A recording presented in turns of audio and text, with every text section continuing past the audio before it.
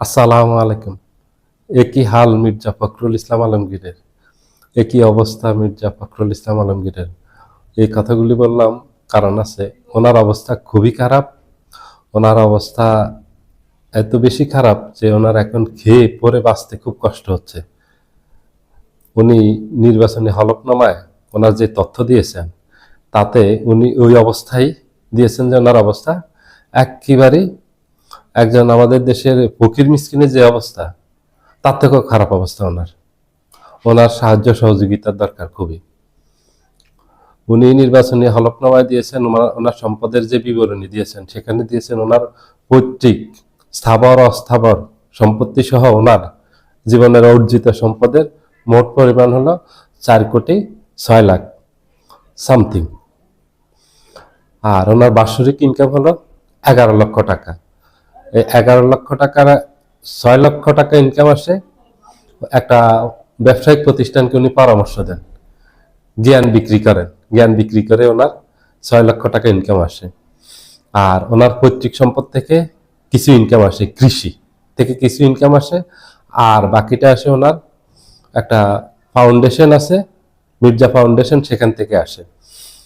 ওনার যদি 11 লক্ষ টাকা বার্ষিক ইনকাম হয়, তাহলে উনি বর্তমানে যেই ফ্ল্যাটে ভাড়া থাকেন সেটার ভাড়া হলো, আমি যতদূর জানি, যদি ভুল বলে না থাকি, তাহলে সেটার ভাড়া 1.5 লক্ষ টাকা। এবং এখানে আনুষঙ্গিক আরো অনেক খরচ আছে, বাসার ইলেকট্রিক বিল আছে, গ্যাস বিল আছে, পানি বিল আছে, ওনার ব্যক্তিগত মোবাইল বিল আছে, ওনার ওয়াইফের মোবাইল বিল আছে, ওনাদের খাওয়া খরচ আছে, ওনার চিকিৎসা আছে, ওনার গাড়ি আছে, ওনার ড্রাইভার আছে, গাড়ির তেল খরচ আছে, অনেক ধরনের খরচ আছে। ওনার অতিথি আসে, অতিথির খরচ আছে, আপ্যায়ন খরচ আছে। উনি প্রতিদিন যে বিভিন্ন প্রোগ্রামে যান, ওনার সে ব্যক্তিগত খরচ, অনেক খরচ আছে। তো এগুলি উনি কোথা থেকে দেন? এত খরচ উনি কিভাবে বহন করেন? যিনি 1.5 লক্ষ টাকা শুধু ফ্ল্যাট ভাড়া দেন, বাৎসরিক ওনার বাসা ভাড়ায় আছে 18 লক্ষ টাকা। এটা হলো একদম কম। ওনার বাসা ভাড়াটা আর একটু বেশি হতে পারে, আমি একদম কমটা বলছি। আপনারা জেনে দেখবেন ওনার বাসা ভাড়া কত। তাহলে উনি খাওয়া দাওয়া করেন কোত্থেকে? ওনার চিকিৎসা করেন কোত্থেকে? ওনার তো খুব করুণ অবস্থা হওয়ার কথা। কারণ আমাদের দেশের একজন ফকিরে উনি ভিক্ষা করলে উনি ভালো সাহায্য পান, উনি থাকতে পারেন, খেতে পারেন এবং চিকিৎসাটাও মোটামুটি করতে পারেন। খুব ভালো মাপের চিকিৎসা না করলেও, বিশ্বমানের চিকিৎসা না করলেও অন্তত 2-1টা ট্যাবলেট কিনে তো খেতে পারেন। ন্যূনতম চিকিৎসাটা উনি পান। মির্জা ফখরুল ইসলাম আলমগীর উনি মাঝে মাঝে চিকিৎসার জন্য যান, ওনার অনেকগুলি অসুস্থতা আছে শারীরিক। সিঙ্গাপুরে যান, মাঝে মাঝে ব্যাংককে যান। উনি এই টাকা কোথায় পান? এগুলি কোথার থেকে আসে? নির্বাচন আসলে আমাদের দেশের রাজনীতিবিদদের অবস্থা খুবই করুণ হয়ে যায়। আমাদের দেশে যারা, আমি কাউকে আন্ডার এস্টিমেট করার জন্য বলতেছি না, আমি বলতেছি আমাদের দেশের রাজনীতিবিদরা যে কত বড় ফাঁকিবাজ এবং কত বড় অভিনেতা। ওনারা রাজনৈতিক নেতার বাহিরে যে অনেক বিশাল বড় অভিনেতা, এবং মানুষকে যে ধোকা দেন, মানুষকে যে বিভ্রান্ত করেন, মানুষকে যে মিথ্যা তথ্য দেন, গুজব ছড়ান ওনারা নিজেরা, এগুলি তার একটা প্রমাণ। এই যে নমুনা, এই সময় আসলে আপনারা হলফনামায় দেখবেন সবাই খুবই গরিব, সবার অবস্থা খুবই করুণ। মনে হয় সবার বাপ দাদা পৈতৃক পূর্বপুরুষ সবাই ভিক্ষুক ছিলেন, উনিও সেই সূত্রে ভিক্ষুক।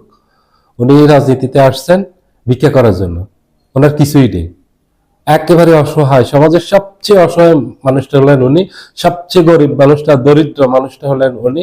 ওনার থেকে গরিব এই সমাজে আর কেউ নেই। ওনারা যে এই বিলাসী জীবন যাপন করেন, ওই খরচ কোথা থেকে আসে ওনাদের? ওগুলি তো মানুষ দেখে। আপনাদের কথার সাথে বাস্তবতার তো কোনো মিল নেই।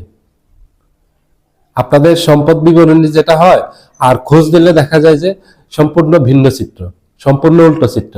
এটা সকল রাজনীতিবিদের। আপনারা এত দুর্নীতি করেন, এত লুটতরাজ করেন, তারপরে ওই টাকা কোথায় যায়? ওগুলি কি করেন? ওগুলি তো জানে মানুষ। এই যে বেগম পাড়া হয়েছে, এখন যদি ওই বেগম পাড়ার ওরা নির্বাচন করে, হলফনামায় দেখাবে যে আমার বার্ষিক আয় 50 লাখ টাকা, আমার বার্ষিক আয় আয় 20 লাখ টাকা, 30 লাখ টাকা। আমার কৃষি খামার আছে, আমার মৎস্য খামার আছে, আমার মুরগির খামার আছে, আমার পৈতৃক ধান ক্ষেত হয়, ওগুলির থেকে ইনকাম আসে, মরিচ ক্ষেতের থেকে ইনকাম আসে, হলুদ ক্ষেতের থেকে ইনকাম আসে। এই লোকগুলি জীবনে ধান ক্ষেত দেখেনি, হলুদ ক্ষেত দেখেনি, মরিচ ক্ষেত দেখেনি।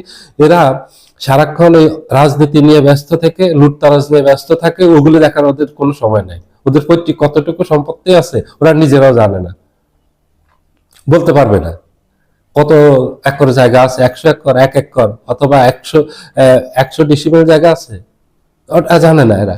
কিন্তু হলফনামায় দেদারসে মিথ্যা তথ্য দিতে থাকে, ইচ্ছে মতো তথ্য দিতে থাকে। কারণ হলো আমরা, আমাদের দেশের মানুষ অসচেতন, বোকা। এরা ভাবে, এটা একসময় ছিল আমাদের দেশের মানুষ বোকা, এগুলি নিয়ে ভাবতো না।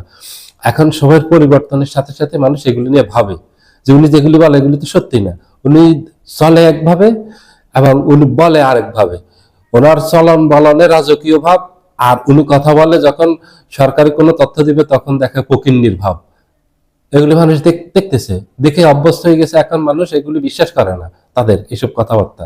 মির্জা ফখরুল ইসলাম আলমগীর আজকে যে তথ্য দিলেন, ওনার হলফনামা আমি দেখলাম, দেখে আমি অবাক হয়েছি।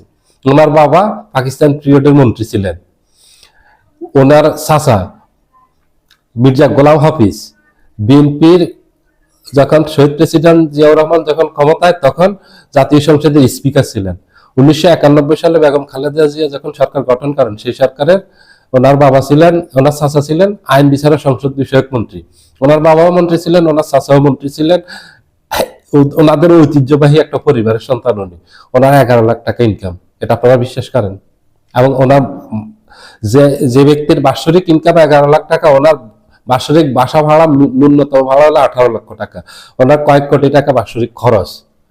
উনি বাকিটা তাহলে কোথা থেকে পান? আমাদের প্রশ্ন, এটা জনগণ প্রশ্ন করে যে বাকি টাকা আসে কোথা থেকে, বাকি ইনকাম, এই যে খরচ কেন, ওটা কোত্থেকে? তাহলে তো স্পষ্ট, ওনার বক্তব্য স্পষ্ট হয়ে যায় যে বাকি টাকা অবশ্যই অবৈধভাবে আসে। 11 লাখ টাকা দিয়ে তো উনি চলতে পারেন না, ওনার বাসা ভাড়াই হয় না। তাহলে ওনার খাওয়া থাকা খরচ, চিকিৎসা, আপ্যায়ন, ওনার ড্রেস আপ, এগুলি, ড্রাইভার, তেল, বাসার কাজের ছেলে মেয়ে, বুয়া যারা আছে তাদের খরচ, এগুলি কোথা থেকে দেন উনি? ওনারা এগুলি কোথা থেকে পান? এটার বিচার আপনাদের কাছে রইল। আপনারা, আপনাদের প্রতি আমার এই প্রশ্ন রইল, আপনারা উত্তরটা দিবেন আশা রাখি। সবাই ভালো থাকবেন। আল্লাহ হাফেজ।